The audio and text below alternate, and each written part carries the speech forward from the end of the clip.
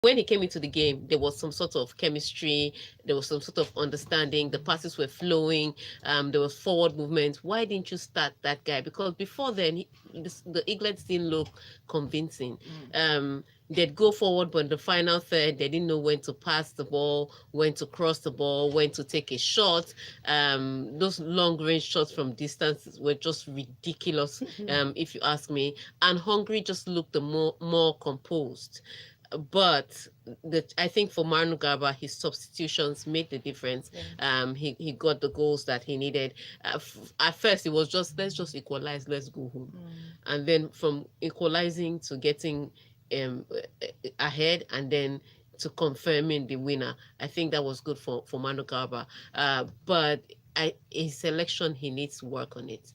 Because you look at the team, when the substitutions came in, you started seeing some people that could play better with other people. And then you wonder, weren't you with these boys in camp? You're the one training.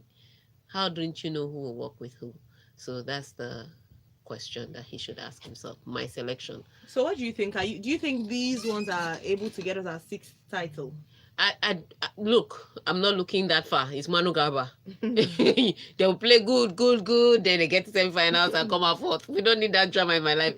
But again, which is what is different between most African countries and the rest of the world. The measurement for the under 17, the under 20, those age grade championships usually isn't winning the title.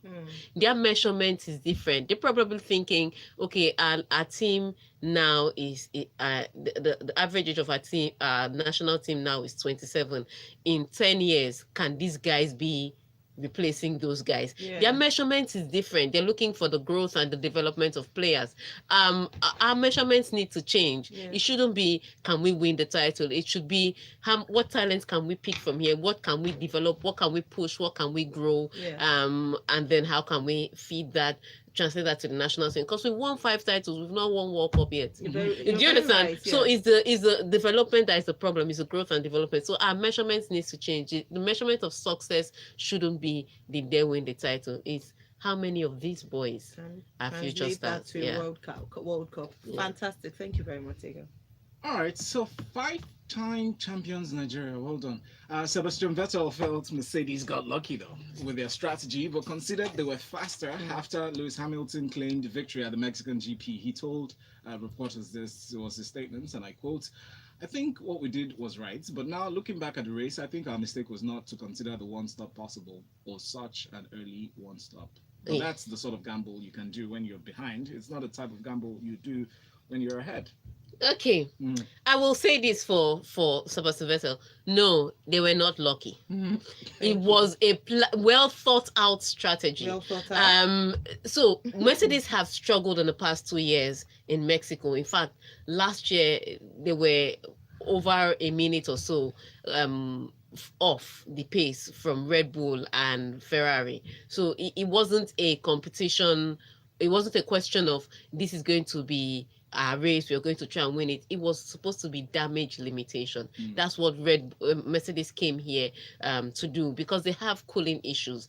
And normally the Mercedes, if it drives behind another car in dirty air, it struggles more than other cars. The tire degradation, the overheating, it struggles naturally. Now Mexico is in a high altitude. The air up there is thin already, and then it's hot.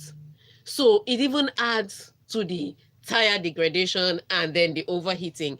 So where maybe people struggle with just a little percentage, Mercedes' own is escalating. By Saturday, it didn't look like they were going to catch up, because at first it looked like, first of all, Ferrari was sandbagging. And then Red Bull came up with their own pace. Max Verstappen completely shattering the record, the circuit record. So Mercedes was just saying, how can we push to get as close to the front of the grid as possible, and then what can we do from there? So it was a well thought out strategy. The question was now, will the weather work with us?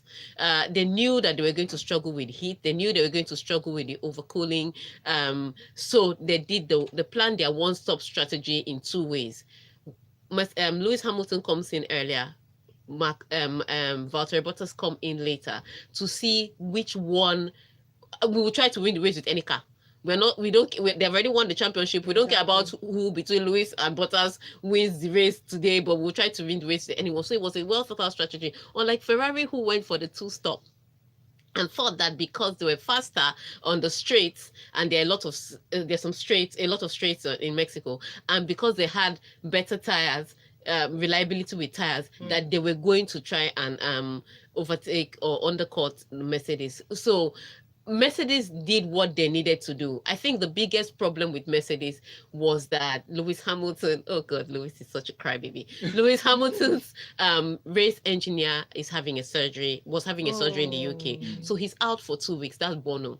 Now, Bono is the one who knows exactly what to say to Lewis. So Lewis will be doubting the strategy. I don't know. I don't think this strategy will work. Bono will just be like, Lewis, you can do it, Lewis. We've won 5 championships. Well, Lewis, this is what we did in Hong. He will just, he will go back. He will know what to say. He will know when to say. That's why I said Lewis should marry Bono. He will not hear me. But Bono wasn't around. And so it was his performance engineer he used. And this guy didn't know how to talk to Lewis at all. Or maybe Lewis also sent this guy. But Marcus Dudley was so different because Lewis comes in and Lewis was saying because of the heat and because he was driving behind other cars, first of all, I can't get close enough to overtake. Secondly, I'm in their dirty air, so my tires are degrading. I don't think this one-stop strategy is going to work. I think we stopped too early. And he kept complaining over and over again. And Marcus Dudley just didn't know how to calm him down. It took James, who is like the headmaster, coming over the radio to tell Lewis Hamilton that, Lewis, this is James, you can do it. Look, what I think there's something. Once James comes and says, Lewis, this is James. So almost like, the principal walks in and says, this is the principal. Everybody keep quiet. Everybody just arrange. Lewis, Big Brother. Lewis just, he started grumbling. He was still complaining, but because James had come to say something. So I was wondering, maybe there is something that Toto could do so that it doesn't have to be Marcus Dudley talking to Lewis because he doesn't know what to say. Maybe he should just leave it for James. Maybe Marcus was very overwhelmed because it's such big shoes to fill. Yeah, it's big shoes to fill, but he's been working with Lewis. I mean, he's been his performance engineer. It's not like he just came from nowhere. But I think they should have known that because when people are racing, it's not just physical, it's mental. So it was that James coming over and Lewis just pushing through with the strategy that eventually helped them, because Lewis, as soon as Lewis got to the front of the line, he was no longer in dirty air, he was no longer struggling, so he was able to manage his tires and manage the pace of the cars, and regardless of how fast Ferrari were on the straight, Vettel just couldn't catch up. So, and you have to understand that Lewis was driving with a damaged car because a car hit him and he had a crash with Verstappen at the beginning of the race. So he was driving with a damaged car and he was worried about his tires and he managed to win the race, and you say he's lucky.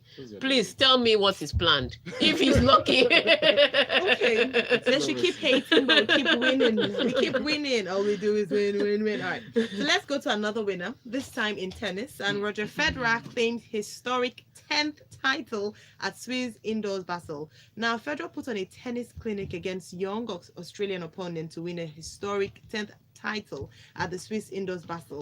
Now, here's what he said. It was fast, but very nice. I think I played a great match. It was a tough opener in the beginning. The first 5 games, we had some great rallies. I never looked back, he said. It was great on the offense, made very few unforced errors, and came up with the big shots and served well when I had to. Yes. Well, as soon as they got to the final, you're looking at the numbers of both men, not over their career, just over this tournament. Roger Federer had the better statistics, except when it came to break points. It did seem that Alex de Minaur had the better conversion rate on his break points. So that was supposed to be the only struggle, that if Roger has a bad service game, then Alex de Minaur may get a shout in. But that didn't happen because Roger was serving. For the first time in a long time, I've seen Roger serve so good in the first and second set consecutively, because usually he has that dip and then he comes back up, but he didn't have that on this day. I don't think Alex de Minaur had enough arsenal to threaten Roger Federer. He doesn't have a big serve. He doesn't have big shots. What I think Alex de Minaur's biggest weapon is that he's dogged and resilient. So he just chases everything down and makes you play that extra shot. But with a guy like Roger Federer, who was clinical, who has the master strokes, whose backhand was working on the day, whose forehands were big, there was just too much Arsenal for Alex de Minaur to get anything. So this win was 6-2, 6-2. It didn't look like a final, if you ask me, because of who played in it. But congratulations to Roger. Did we not get that far? Oh, that's what I'm.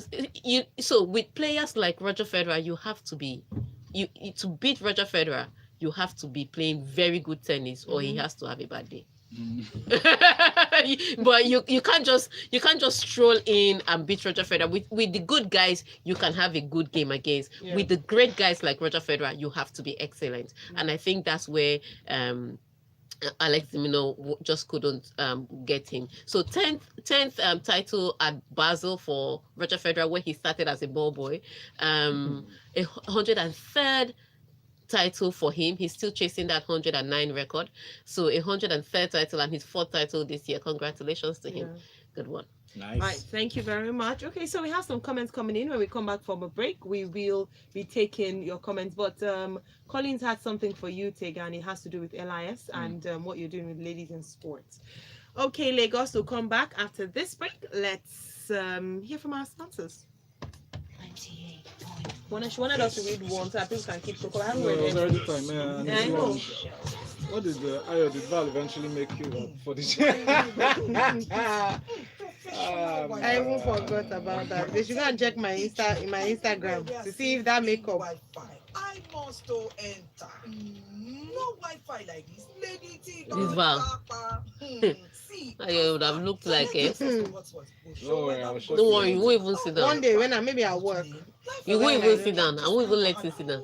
That's now why with Airtel new plans for Oh, data. email Like address. 6 gigabytes Okay, for yeah, just like, 1,500 naira. And don't For what? get So I should more share email data. address to send you about something for ladies in sports. Alliance International. What email? Oh, ladies, LIS corporate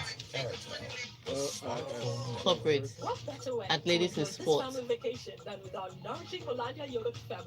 Okay, let's check again. No S at the end, .com. Drink mixes. Hollandia yogurt slapper That's for it. us. Yeah. Then what of Hollandia yogurt gurgler for your waka? Yes, from our Hollandia Yogurt family, we surely got nourishing goodness for every moment, packed with healthy nutrition, nourishing vitamins, the power of protein, Lagos State strength is of like calcium, and revitalizing energy. But that's how they now get them. Now be quiet. What they got in Aquabio do again? We got most comments about. Okay, he's not the new minister for Niger Delta Affairs, so he's saying that they should that Niger people they were using NDDC as ATM. Before, wasn't he using it? But that's what most people are saying. Let me just be That's quiet. actually what. Because He was governor of Akwa Ibom. That's because what- there's evidence, yeah. How could he even have opened his mouth? Don't be talking anyhow. We don't have, we don't have proof. We are only suspicious. Our suspicion can be right, but they can sue us because we don't have proof. So don't talk anyhow. I'm very humble now. I don't have money. Very right.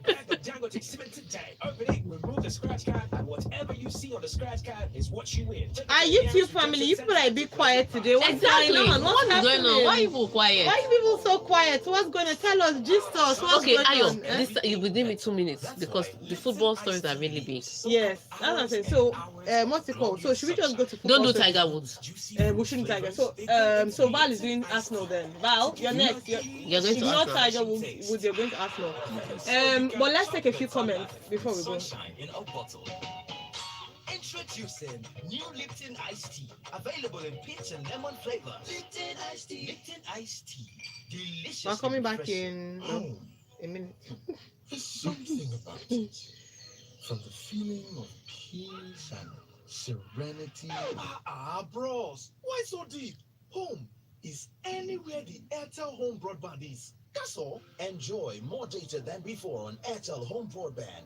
Get up to 55 gigabytes for 12,000 naira on MiFi and 160 gigabytes for 25,000 naira on routers. Reliable home broadband by Airtel, the smartphone network. Yeah, let's go back.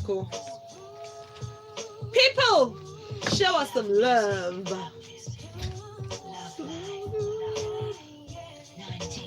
All right, mic's up. Studio is live.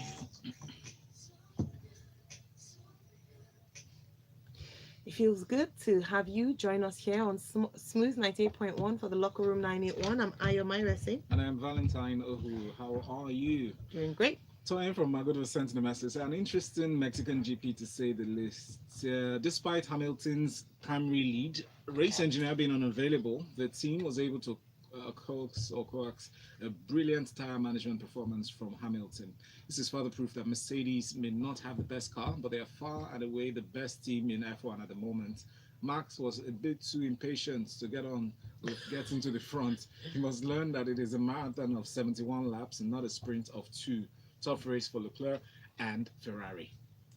Interesting. We'll go to more stories here. World Cup. Have we won under 21? That's what Ayo. How many times I call your It's name? not my Ayos. I think your Ayos are mischievous. Oh, no. Ridwan says, wonderful display from the Golden Eaglets against Hungary. I still repeat that VAR in the EPL is a political machine decided by the football and betting cabals. Talking about VAR. Arsenal manager Unai Emery admitted that his captain, Granit Xhaka, was wrong to storm off the Emirates Stadium pitch while removing his shirt during crowd during Sunday's 2-2 draw against Crystal Palace. In his words, he says, and I quote, "He was wrong. He was wrong." Emery was caught telling a press conference. But I think now we stay calm and also speak with him, speak inside around that. His reaction was wrong. We are here because we have supporters. In football, we are the workers inside the pitch, but we play for them. We need to have respect for them when they are applauding us and also when they're criticizing us. Okay, I must say this for Granit Xhaka. He has been taking a lot of stake, a lot, and you can tell that the issues he struggles with is more how to temper his exuberance than not willing to work. Like there's some footballers I can't even stand. I can't stand Anthony Martial. He was one of the laziest people you ever meet. But even if he did score on Sunday, he's one of the laziest footballers. Very annoying. You look at him and think that he could be so much more, and then he's this. But Granit Xhaka wants to put in the work. He's exuberant, he's passionate. The problem is that there's a little bit of incompetence. So sometimes he will give away unnecessary fouls. He would make the wrong decisions when it comes to passing the ball. But most in general, he puts his work in. And I guess that's why Unai Emery made him captain. So as captain of the team, you're carrying your team, you're moving your team, you're motivating your team, and then the fans are jeering you because of performances. That, if you ask me, it's not only on Granit Xhaka, I'd say it's all round, but most in general, they are looking at you and saying you are at fault here and there. And I understand how it can get to you as a person, which is why he got angry and took off his shirt and walked away. But you are the captain of that team. And regardless of sometimes how much it hurts, you have to lead that team. So what you're saying is that if you get into a war and you don't like the way that the floor is, you're like, but I wanted to fight in desert land. Why am I fighting in muddy waters? You not take off your shirt and be going home. No, you don't do that. You ride the storm, which is where I will hold him accountable. You have to ride the storm, which is why Unai Emery cannot say if he will still be captain, because you have to lead the team. Yes, the insults and the abuses, and they're not just at the stadium on match days. They are online, and so he will see them over time, and friends will see them, and family will see them, and it can be very hurtful. But you have to lead the team at the end of the day, so do your work. I'll also come to the fans that you should be a little nicer, because if I come onto your Twitter page and abuse you once, you abuse my father, my ancestors, my children. Meanwhile, you people are abusing players and not expect them to respond. So fans can be a little nicer, but Granit Xhaka shouldn't have done that. Going forward, however, I don't think, I'm looking at this Unai Emery side and I'm not remotely impressed. Yeah, I'm excited. You look at the Chelsea side with Frank Lampard and you can see a philosophy and a purpose and a plan. Yeah. But you look at the Unai Emery side and you're wondering, what are they playing? What is their style? What is their plan?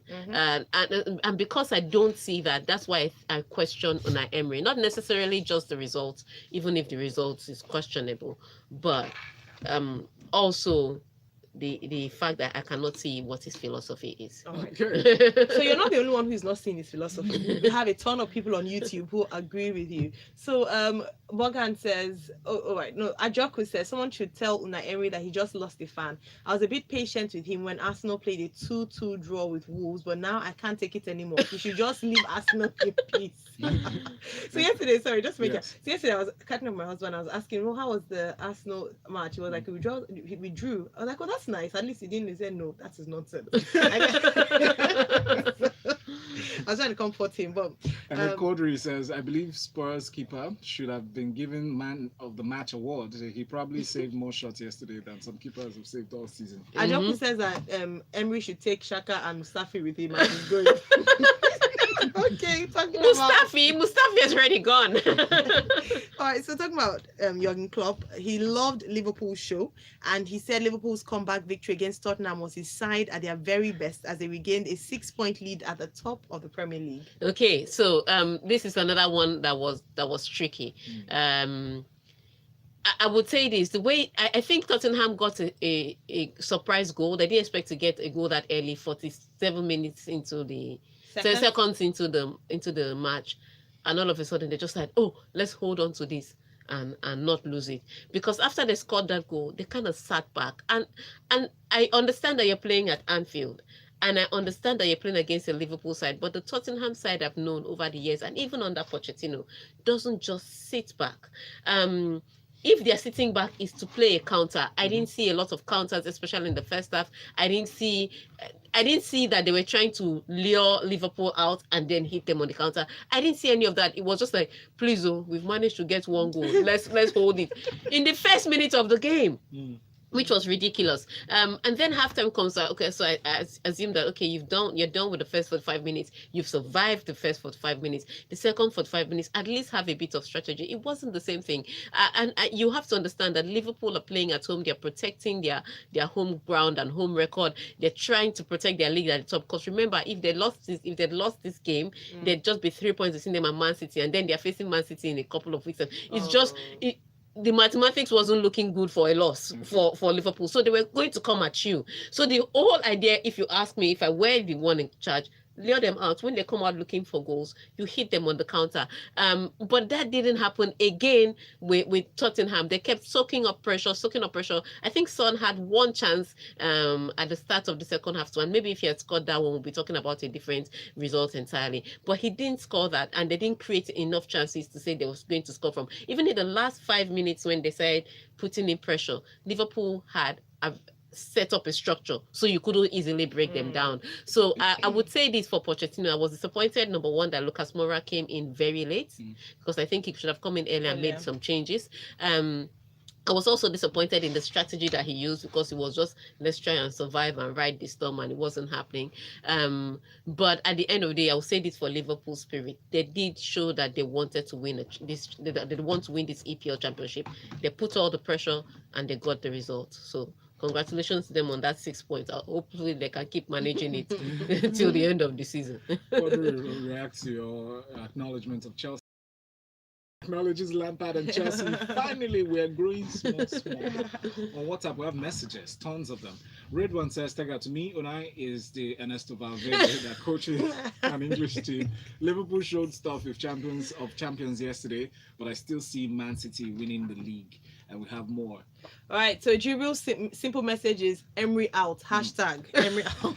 Yeah, it says Tottenham sure gave Liverpool a big headache yesterday, just as the Norwich goalkeeper made life difficult for Man U strikers as well. Football is always full of ups and downs, and you can never make a correct forecast all the time. Emeka from Amuo says Ghana fans always look for a player to vent their frustration. If it's not Iwobi today, it's Mustafi tomorrow. Ozil has collected his own share. Now it's Shaka's turn. However, Shaka's response was unacceptable. Booing is a normal thing in football. As a captain, deal with it. MI from Akoka sent the message. It said the case Unai and Wenger is like 6.5 dozen, because I still can't tell the difference. Second time, they're throwing away 2-goal lead, Aye, are you kidding me? Ah, that was nice. Are you kidding Nice. me? Jordan Ayew is what has scored the That's second right. goal. Nice one, Are nice you one. kidding me? Shaka's reaction was bad and the fans made it worse. After watching that match, I was in Sifia. Oh, pains. Sifia. Yes. This Emery sorcery has to end. Hashtag bring back our zeal. All right, so Nigerians say, Yeah, it's all right, yeah. okay, right. Aye. Thank you so much. But ISS, but not lie. But Shaka is responsible for a number of losses and unnecessary draws, so she suck it up. All right, Chiamaka here says Ole is the worst coach ever. What trainings does his attackers do? Sorry, what's that? Solo preparations for free kicks and penalty. DNA call. There's no DNA. There's no DNA here. Show us your style, Ole. Ole. All right. Interesting. All right, then we have Bosun. Oh, hi, the traffic guy. Shaka is simply a victim of Emery's bad coaching management skills. The hit won't be this much on him if he was not the captain. That role comes with its responsibility. All right, and this one here talks about VAR. That's promise from Elisha. It says, good game from Chelsea. We're picking 3 points from strong away ground. Shaka is human, but he was wrong yesterday because of that attitude. But Arsenal fans are ridiculous. You don't do that to your captain. Every fan is ridiculous. It's a Tiger Woods. It's a Tiger Woods and Roger Federer, the old guys taking cookies from little As children. in- Yeah, we had a Tiger Woods story. Tiger Woods won the Zozo Championship, Yeah. but I couldn't take that. So this Yeah. is the Tiger Woods that was supposed to be done. No? All Yeah, right. so In 2019 as Who well winning? too. No, you see that. So VAR is full of controversy. Sorry to Arsenal Yeah. fans. All So right. so VAR, I would say this VAR for English refereeing. Mhm. I think if English referees need to go back to school, I've said it before, they're incompetent. It's not that they're biased, they're just incompetent. And I didn't think VAR was going to help them. It's like you met someone that is incompetent and you put him in a powerful position, your company will just crumble. Yeah. And so that's what VAR is to English referees. It's even making them worse. Because I didn't see why the Arsenal goal should have been cancelled. I didn't see why Manchester United got the first penalty, because I didn't think it was a penalty. It was just two guys playing football. But why? What's the point? You give Manchester penalty, they won't score it, so you might as well not give them. But VAR and English EPL, they need to work on themselves. All right, thank you so much, Tega, and thank you to all our listeners. Thank you for your comments. Unfortunately, that's all we can take at the moment. Don't forget, we're back again on Wednesday at 8:15 to give you even more sporting news. Thank you, Tega. Tega is at Tega Supreme on Twitter, and of course, follow the work she's doing with Ladies in Sports at LIS International. We want to sponsor, partner, anything. Follow them and liaise with them. Valentine and I are still here, and we're here till 10 a.m. I was going to say p.m., but no, please, We'll We'll have be a back. conversation that's coming next for Lagos Yeah. Talks 981 about God's will Fabio and his statements on NDDC. I wish I could do that Akpabio's statement. I'm telling you, the You're nerve. very lucky.